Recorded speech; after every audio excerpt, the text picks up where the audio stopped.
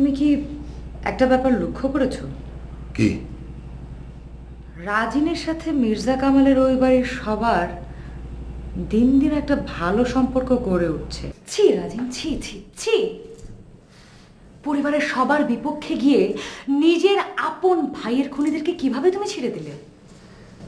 রাজিন, এর মধ্যে কি অন্য কোনো কারণ ছিল? যে কয়েকদিন একসাথে আছি, যা ইচ্ছা হয় হোক, 2 দিন পর যখন সম্পত্তি সব ভাগ করে দেব না, দেখি কেমনে বলতে আসে।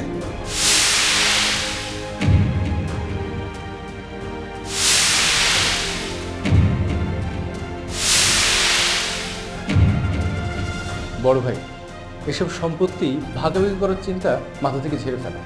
মাথা খারাপ? তুই তো একটা হারামি। তোর মতো হারামির সাথে আর না আর না। তোর জন্য আমি বারবার নিজের কাছে ছোট হইতেছি। কেন?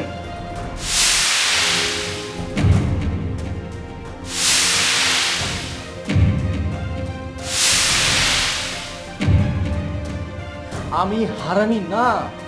তুই হারামি।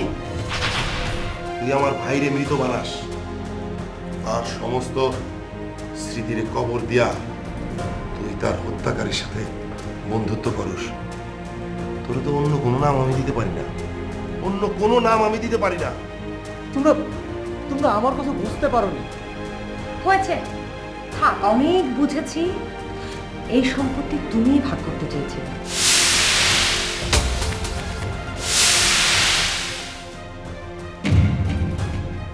আমি?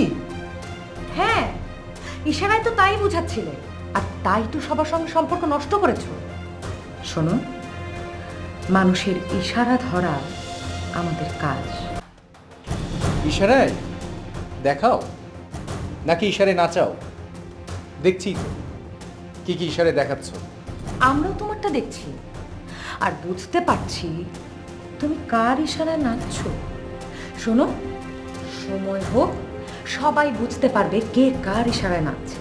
ইনফ্যাক্ট তোমারটাই বোঝা যাবে, আর তখন সবাই এই রিমুকে মনে করবে। তুমি চলো, চলো এখান থেকে।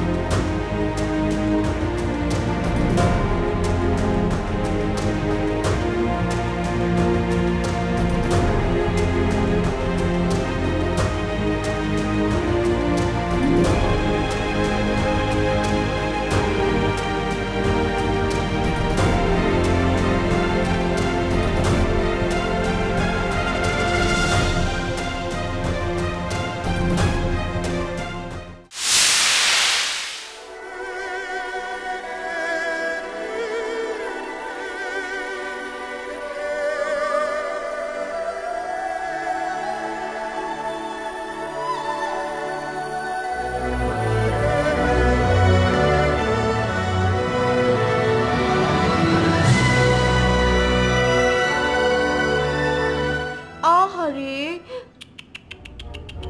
আপনার জন্য না বড় মা আমার খুব কষ্ট হচ্ছে।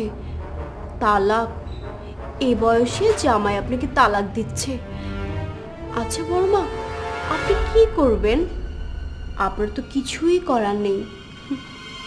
এমন একটা বয়স যে বিয়েও করতে পারবেন না। আমি সত্যি বলছি, আপনার জন্য আমার খুব কষ্ট হচ্ছে।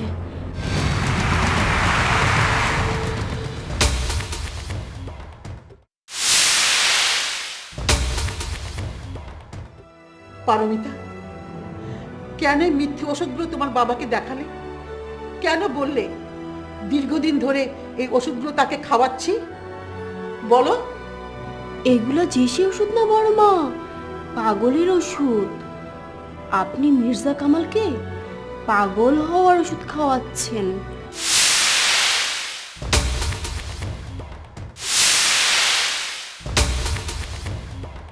আমি জানি সব তোমাদের 2 বোনের সাজানো নাটক, সব মিথ্যে। তোমার এই মিথ্যে কারণে আমাকে কত বড় অপমান সইতে হলো।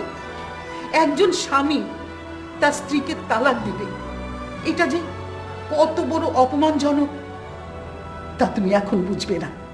যখন তোমার বিয়ে হবে তখন বুঝবে তালাক শব্দের অর্থ কি।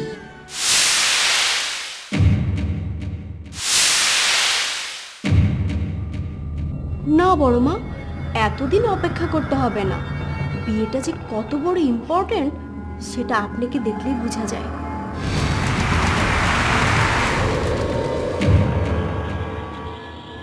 মির্জা কামালের এত অন্যায় অত্যাচার সহ্য করে আপনি এখানে পড়ে আছেন।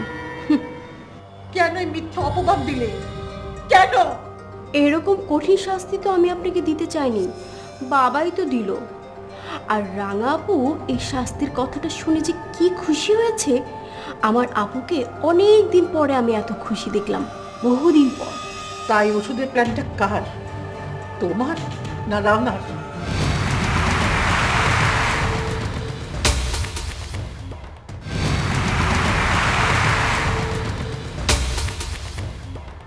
আমি কেন হব? আমার আপু ছাড়া এত সুন্দর এত ভালো প্ল্যান আর কে করতে পারে বলুন?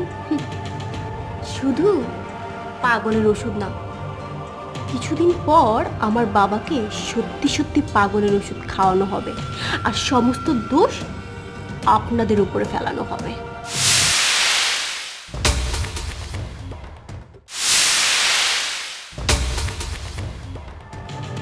না না, আমার জন্য তার এত বড় ক্ষতি করো না। আমাকে যা করার করো, কিন্তু তোমার বাবার নিশ্চয়ই এত বড় ক্ষতি করবে না। না না, জাস্ট ফান করলাম। আমার বাবা তো গ্রেট, আমার বাবার মতো কি মানুষ হয় বলুন? এখন আপনি আপনার কথা বলুন।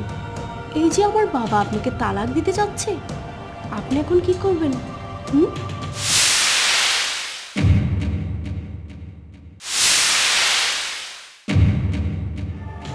আল্লাহ যদি এই রাখে আমার কপালে, তাহলে তাই হবে।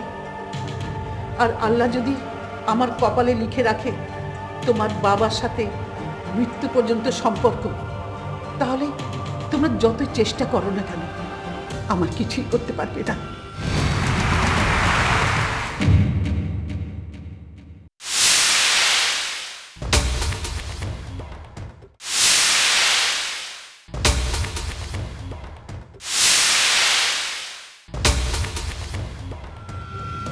বাবা, আধ্যাত্মিক কথাবার্তা দেখছি।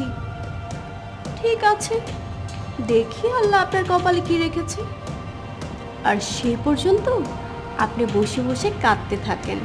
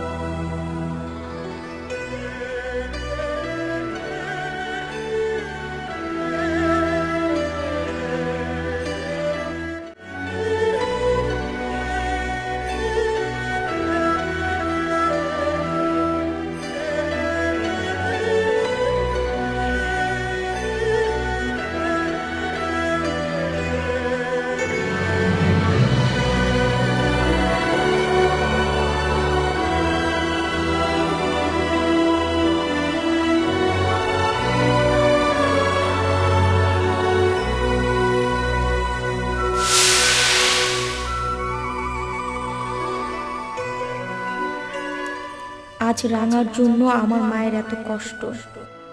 আমার মায়ের এই কান্নার পেছনে শুধুমাত্র রাঙার হাত, রাঙাই দায়ী। রাঙাকে আমার মায়ের এই কান্নার মূল্য দিতে হবে।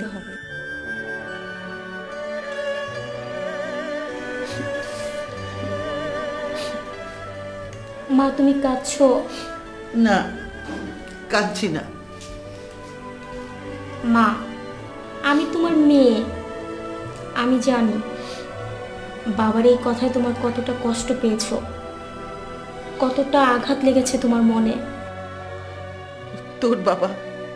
তোর বাবা আমাকে অনেক আঘাত করেছে, অপমান করেছে, সবার সামনে নিচু করেছে, গালিগালাজ করেছে, কিন্তু কোনোদিন তোমাকে তালাক দিব এই কথা বলেনি।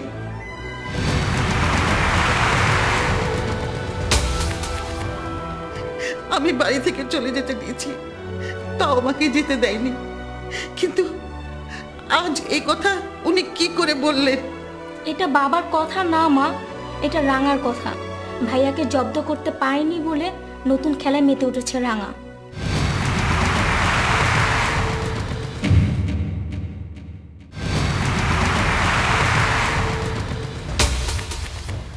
কেন রাঙা আমাকে এত অপছন্দ করে আমি জানি না।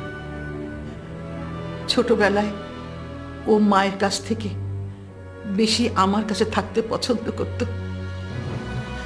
আমি তোকে বুকে না নিয়ে আমি রাঙাকে বুকে নিয়ে ঘুমাতাম। রাতের বেলা ঘুম পাড়ানি গান শুনিয়ে ওকে ঘুম পাড়িয়েছি। ছোটবেলা আদর করে ওকে মানুষ করেছি।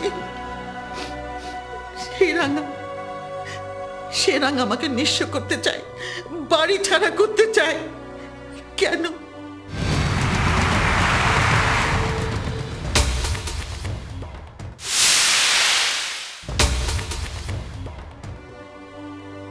আমি নিজের কাছে বারবার এ প্রশ্ন করেছি, কিন্তু মা উত্তর পাইনি। যেমন মা তেমন তার মেয়ে, এটাই স্বাভাবিক। তুমি ওকে আদর করেছো, এ কথা সত্য, কিন্তু ছোটবেলা থেকে ওর মা ওর কানে সব সময় তোমার সম্পর্কে বিষ ঢেলেছে, তোমার সম্বন্ধে বিষিয়ে তুলেছে। তাই তো ও আজ বড় হয়ে তোমাকে সৎ মা হিসেবে ট্রিট করছে।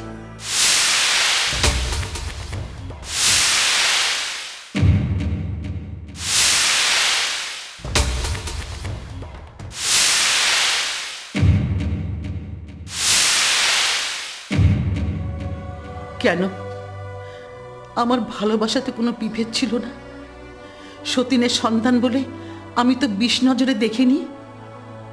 তোর বাবা পুষ্পিকে বিয়ে করে এনেছে, তাই বলে ওই মাসুম বাচ্চাদের কি অপরাধ? ওই কচি কচি মুখগুলোকে আমি তো কোনোদিন পর ভাবিনি।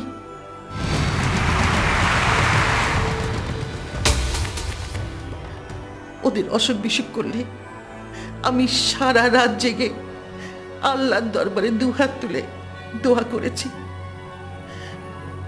আমার ভালোবাসাতে কোনো অভিনয় ছিল না, কোনো খাত ছিল না। তাহলে তাহলে কেন ওরা আমার সাথে ব্যবহার করে?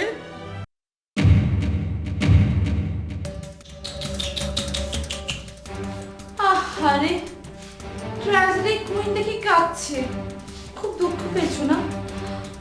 আমার অবশ্য দুঃখ লাগছে। আহারে বেচারি এই বুড়ো বয়সে স্বামী তালাক দিচ্ছে, এখন কোথায় যাবে, কোথায় খাবে, কত চিন্তা। ডোন্ট ওয়ারি, তুমি টেনশন করো না। হ্যাঁ, বাংলাদেশে না অনেক ভালো ভালো বৃদ্ধাশ্রম আছে, আমি নিজে গিয়ে তোমাকে সেখানে রেখে আসবো। আমরা থাকতে আমাদের মাকে বৃদ্ধাশ্রমে যেতে হবে কেন? আর তোর কলকাঠিতে এইসব ঘটনা ঘটছে, তা আমরা খুব ভালো করে বুঝতে পারছি। ও মাই গড, তোরা বুঝে ফেলেছিস? তাহলে তো আমি ধরা খেয়ে গেলাম, তাই না? এখন তাহলে কি হবে? আমি শাস্তি দিবি শিরূপা? দেখ না, আমি তো এখনই ভয় পাচ্ছি।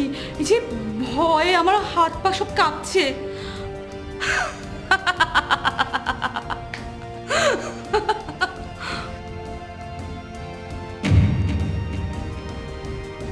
রাঙা,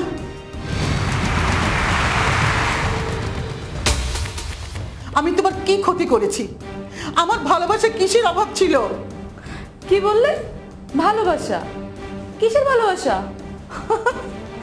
সৎমা সতীনের সন্তানদের ভালোবাসে, এরকম অদ্ভুত কথা মনে হয় আমি আমার জীবনে কখনো শুনিনি। মানে কেউ কখনো শুনেছে বলে আমার মনে হয় না।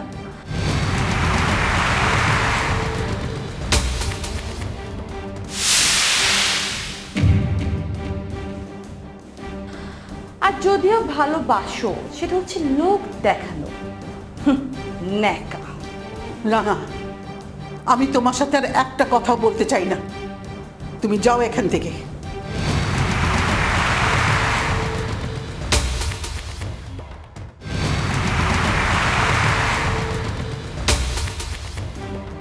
আমি কোথায় যাব না যাব সেটা তোমাকে বলতে হবে না, কারণ তোমার অস্তিত্ব এই বাড়িতে আর মাত্র কয়েকটা দিন। তারপর থেকে এই বাড়িতে শুধু রাঙার হুকুম চলবে, রাঙার রাজত্ব চলবে। ও রিয়েলি? তোর হুকুমেই চলবে? খুব ভালো বলেছিস। তা এখন আমরা কোথায় যাব? জাস্ট ওয়েট শিরোপা, সময় হলেই দেখবি কোথায় কার ঠিকানা হয়।